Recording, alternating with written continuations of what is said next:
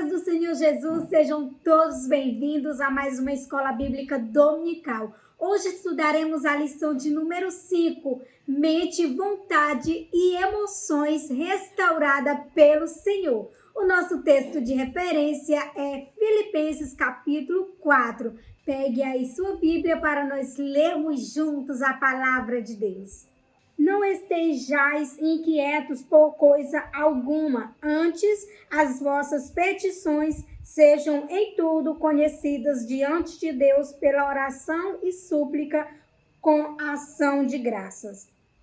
E a paz de Deus, que excede todo o entendimento, guardará os vossos corações e os vossos sentimentos em Cristo Jesus. Quanto ao mais, irmãos, tudo que é verdadeiro, tudo que é honesto, tudo que é justo, tudo que é puro, tudo que é amável, tudo que é de boa fama, se há alguma virtude, se há algum louvor, nisso pensai. O que também aprendestes e recebestes e ouvistes e vistes em mim, isso fazei, e o Deus de paz vos será convosco. Glória a Deus, louvado seja o nome do Senhor. Na lição de número 1, nós estudamos sobre o corpo, alma e espírito. E foi destacado que na nossa alma está as vontades, está a mente e emoções. E agora, na lição de hoje, nós vamos estudar detalhadamente sobre essas três áreas que são da nossa alma. Para entender melhor a aula de hoje, você que está começando a nos acompanhar hoje, eu te recomendo a ir na lição de número 1 e assistir a lição de número 1 para entender melhor a lição de número 5. As três áreas da nossa alma, que é mente, vontade e emoções, precisam ser restauradas, precisam de cura para fazer a vontade de Deus. Porque desde a lição de número 1, nós estamos falando que desde a queda do homem, todo o ser do homem foi afetado, corpo, alma e espírito. Então, se formos afetados, nós precisamos de cura. E só quem pode nos curar, nos restaurar, na nossa totalidade é Cristo Jesus. E para Ele nos curar, nós precisamos da liberdade, precisamos dar espaço para Ele trabalhar e agir na nossa vida. Romanos capítulo 12 e versículo 2 diz que para experimentarmos a boa e perfeita e agradável vontade de Deus, é preciso renovar a nossa mente. Nós precisamos buscar essa renovação na nossa mente, porque ela foi afetada e precisa de cura, precisa de restauração. E é através da Bíblia, através da leitura diária, através do relacionamento com Deus e através da comunhão com Deus que nós vamos adquirindo uma mente saudável, uma mente curada. Enquanto nós estivermos inclinados para as coisas que desagradam a Deus, nós não vamos ter uma mente curada e nós nunca iremos experimentar qual é a boa e perfeita vontade de Deus. Para que nós entendamos qual é a vontade de Deus para nós, nós precisamos experimentar. E para experimentar, nós precisamos ter a nossa mente renovada. E só renovaremos a nossa mente através da palavra de Deus, porque na palavra de Deus nós temos um encontro com o Criador, aquele que fez o homem em sua perfeita harmonia. Porque Deus fez o homem perfeito, mas a mente do homem, a vontade do homem e as emoções do homem foram afetadas com a queda no Jardim do Éden. Mas Cristo Jesus tem um objetivo de nos curar. E todos os dias Ele está procurando alguém para curar. Nós é que muitas vezes rejeitamos ser curados por Deus, porque não queremos experimentar um relacionamento com Ele e vivemos longe da sua vontade, longe da sua presença. Mas nós precisamos nos aproximar de Deus. E o meu convite hoje é: busque pela essa presença, Busque por esse Jesus que restaura corpo, alma e espírito, que restaura mente, emoções e as nossas vontades. Porque a vontade que é boa é a de Deus. A nossa, como foi afetada, muitas vezes fazemos escolhas erradas. Romanos capítulo 8 e versículo 5 vai dizer que os que são inclinados para as coisas da carne buscam satisfazer a carne. Os que são inclinados para o Espírito buscam fazer a vontade do Espírito. Então, nós precisamos inclinar a nossa mente e a nossa vontade para as coisas do Espírito. E como nós fazemos isso? Nós fazemos mortificando a nossa carne, as nossas vontades para fazer a vontade de Deus. Se nós nunca experimentarmos uma mudança na nossa mente, nós nunca vamos desfrutar daquilo que Deus preparou para nós. Tem muita gente que vive um relacionamento com Deus, que tem experimentado da grandiosidade de Deus, do poder de Deus, da paz de Deus, da presença, a unção gloriosa de Deus. Mas muitas pessoas não conhecem, não sabem nem o que é isso, porque a mente não está inclinada para as coisas do Espírito e vive uma vida errante, vive uma vida sem direção, vive uma vida sem destino e dizendo, deixa a vida me levar, mas Deus está querendo te conduzir, o Espírito Santo está querendo te levar até Jesus para conhecê-lo. Portanto, a nossa mente precisa ser restaurada e Deus está restaurando no dia de hoje a nossa mente. O comentarista da nossa revista diz que a mente humana pode ser comparada com a maior hidrelétrica do mundo. Isso porque não está na sua totalidade. Imagine a mente de Adão no seu estado original. Porque antes da queda do homem, a mente de Adão era pura e ela era usada em sua totalidade. E o homem, perdendo a si mesmo a capacidade das suas vontades, das suas emoções, constrói e faz muita coisa. Imagina nós usando a capacidade total da nossa mente. Nós precisamos alimentar a nossa mente com a palavra de Deus, porque quanto mais nós somos alimentados pela palavra de Deus, mais recebemos de Deus e mais nos tornamos pessoas melhores, tanto no nosso convívio familiar como social.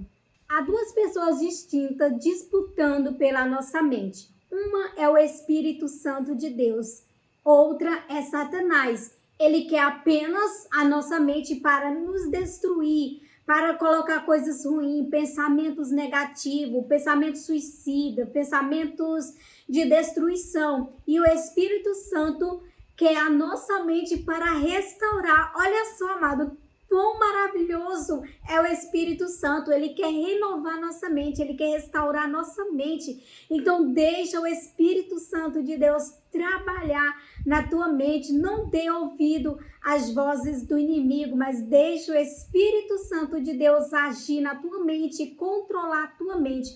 Porque quando o Espírito Santo de Deus agir na tua mente e controlar a tua mente, você não terá mais pensamentos negativos, você não terá mais pensamento suicida, você não terá mais pensamento de destruição, mas tudo será cooperado para o teu próprio bem.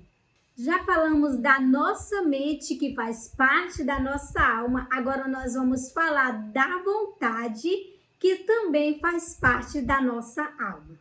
A vontade do homem é perfeita? Não, a vontade do homem não é perfeita. O homem, através da sua vontade, fez uma escolha errada. Ele fez a escolha e ativou a sua vontade. Foi lá e fez a vontade daquilo que ele escolheu. Ele escolheu o quê? Desobedecer a Deus. Deus não disse, de tudo comerás, mas do fruto desta árvore não comerás. E o que foi que o homem fez? Ele foi lá, escolheu comer do fruto daquela árvore, ativou a vontade e foi lá, depois de ter feito a escolha, e comeu e foi lançado fora da presença de Deus. Deus deixou o homem fazer escolha. E na sua escolha ele poderia obedecer ou desobedecê-lo. No entanto, o homem escolheu o caminho inverso e por isso foi lançado fora da presença de Deus. Então Deus fez o homem com capacidade de escolher vida ou morte, bem ou mal. O homem escolheu tudo inverso do que Deus propôs para ele. A vida do homem, querido, é consequência de suas escolhas. Todos nós sofremos as consequências daquilo que nós escolhemos. Adão escolheu comer do fruto que Deus havia proibido e foi lançado fora da presença de Deus. Qual tem sido a tua escolha? O que você escolheu hoje para fazer? Escolheu fazer a vontade de Deus ou escolheu desagradar a Deus? É por isso que nós que já aceitamos Jesus Cristo como Salvador, nós não podemos andar sem direção, como se nós não tivéssemos ninguém. Nós temos o Espírito Santo e vamos consultar Ele em qualquer decisão da nossa vida. Por mais simples que seja, querido, o Espírito Santo de Deus está interessado que nós compartilhemos a nossa vida com Ele. Nós saímos de casa, voltamos e não compartilhamos nada do que fizemos com o Espírito Santo. E isso entristece Ele. Ele está aqui para nos ajudar a tomar decisões certas, fazer escolhas certas. E Ele só vai nos ajudar a fazer uma escolha certa se nós pedirmos ajuda para Ele. Mas Ele está aqui e nós não pedimos ajuda para Ele, não consultamos, nem dividimos com Ele as nossas vontades, como que as nossas escolhas vão ser boas. Porque quando nós falamos e consultamos Ele, Ele vai nos direcionar ao certo. E que nós possamos pedir essa direção, acalmar a mente, acalmar a alma e deixar Ele agir ao nosso favor. Então, para nós tomarmos decisões corretas, nós primeiro precisamos saber qual é a vontade de Deus. Você sabe qual é a vontade de Deus para a tua vida? Será que o que tu escolheu fazer hoje é da vontade de Deus? Se as decisões tomadas hoje é a vontade de Deus que você faça ou que você desejou em seu coração, procure saber se é a vontade de Deus, se vai agradar a Deus, se vai trazer resultados bons ou se vai trazer consequências ruins para a tua vida e para aqueles que te cercam. Então, não façam escolha baseada nas suas emoções. Faça suas escolhas na vontade de Deus, porque a vontade de Deus é boa e perfeita para cada um de nós. A nossa vontade é imperfeita e tendenciosa a fazer escolhas erradas. Olha só, a serpente apareceu para Eva e disse para ela comer do fruto da árvore. Ela teve vontade de comer, foi lá e comeu. Então, a vontade do homem é imperfeita. Então, não diz, vou fazer o que eu quero. Eu vou fazer as coisas do meu jeito. Vamos fazer do jeito de Deus, porque do jeito de Deus dará certo. E nós temos, amado, a palavra de Deus para nós basearmos a nossa vida para ela e para ela nos conduzir. E por isso o homem anda perdido, sem direção, até hoje, por causa de uma vontade errada que Adão e Eva fez sem consultar o Senhor Jesus. Então, é preciso nós buscarmos a direção de Deus e não fazer a nossa própria vontade. Porque nós ouvimos muito as pessoas dizendo que vão fazer a sua vontade, aquilo que quer. Mas a nossa vontade nos leva a declínio espiritual. Até Jesus, amado, até o próprio Filho de Deus buscava fazer a vontade do Pai. Quando ele veio a esta terra, ele veio fazer a vontade do Pai. Ele veio enviado pelo Pai. E quando ele viveu aqui na terra, sempre ele falava que estava fazendo a vontade do Pai. Até quando as pessoas diziam, bom mestre, ele dizia, bom é Deus, bom é o meu Pai, que me enviou a este mundo. Então, nós vemos sempre isso nos 4 evangelhos, Jesus se direcionando ao Pai que o enviou. e dizendo que veio fazer a vontade do Pai. Se o próprio Jesus, o Filho de Deus, buscou fazer a vontade do Pai, porque nós, seres humanos, criaturas, pecadoras, não buscamos fazer a vontade do Pai? Por que somos tão orgulhosos? Por que somos tão arrogantes? Buscamos fazer as nossas vontades, tomamos as nossas escolhas erradas, sem consultar a Deus, ainda nos achamos importantes, às vezes nos achamos merecedores, batemos no peito e falamos que somos isso, que somos aquilo outro, sendo que não somos nada sem a presença de Deus. Pela misericórdia de Deus e pela bondade de Deus, Ele enviou o Filho a este mundo para morrer na cruz do Calvário por nós, mesmo sem merecermos. Então Ele veio, fez a vontade do Pai. Então vamos procurar também fazer a vontade de nosso Pai que está no céu. Quando a pessoa aceita Jesus, ela está buscando fazer a vontade de Deus. Mas enquanto o ser humano não aceita Jesus como Senhor da sua vida, ele está dizendo: eu sei caminhar sozinho, eu não preciso fazer a vontade de Deus, eu não preciso de Deus.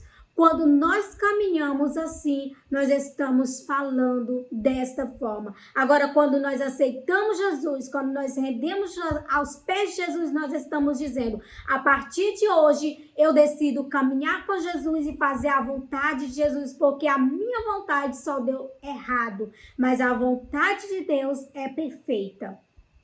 Então, é preciso nós abrir mão da nossa vontade. Hoje é dia de nós abrirmos mão das nossas vontades para fazer a vontade de Deus.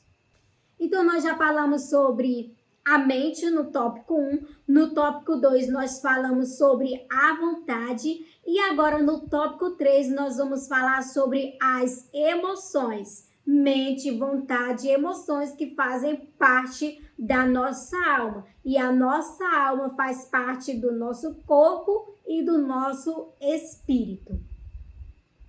Emoções é uma coisa muito fantástica que nós temos.